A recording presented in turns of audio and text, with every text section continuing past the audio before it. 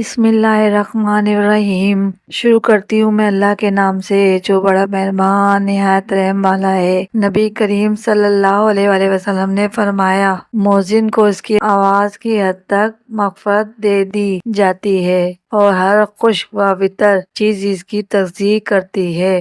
نبی صلی اللہ علیہ وآلہ وسلم نے فرمایا، اللہ تعالیٰ مؤذن کے گناہ معاف کر دیتا ہے اور اس کے لیے جنت میں بلند درجات تیار کیے جاتے ہیں۔ نبی کریم صلی اللہ علیہ وآلہ وسلم نے فرمایا، جب اذان دی جاتی ہے تو شیطان پیٹ پھیر کر بھاگ جاتا ہے اور اس کی ہوا خارج ہوتی ہے تاکہ اذان نہ سنے۔ نبی صلی اللہ علیہ وآلہ وسلم نے فرمایا، قیامت کے دن مؤذن سب لوگوں میں سب سے لمبی گردن والا ہوگا۔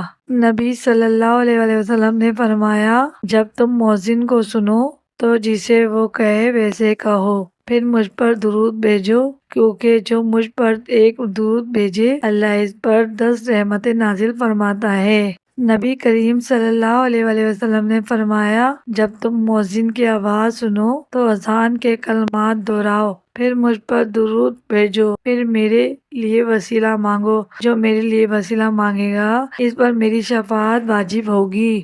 نبی صلی اللہ علیہ وآلہ وسلم نے فرمایا، مؤذن کے لیے زمین و آسمان کی ہر چیز مغفرت مانگتی ہے، حتیٰ کہ مچھیاں بھی پانی میں۔ نبی صلی اللہ علیہ وآلہ وسلم نے فرمایا، دونوں اذان اور اقامات، دونوں اذانوں کے درمیان نماز ہوتی ہے۔ نبی صلی اللہ تعالیٰ علیہ وآلہ وسلم نے فرمایا، جس وقت مؤذن اذان دیتا ہے تو اللہ تعالیٰ فرماتا ہے، میرا بندہ سچا ہے، اس کی بات کو سننا اور قبول کیا گیا۔ نبی صلی اللہ تعالیٰ علیہ وآلہ وسلم نے فرمایا، ایک صحابہ نے عرض کیا، یا رسول اللہ، مؤذن افضل ہے یا امام؟ آپ صلی اللہ علیہ وآلہ وسلم نے فرمایا، امام لوگوں پر ضامن ہے اور مؤذن اللہ کا بھروسہ کرنے والا۔ اللہ مؤذنوں کو معاف کرتا ہے اور اماموں کو ہدایت دیتا ہے۔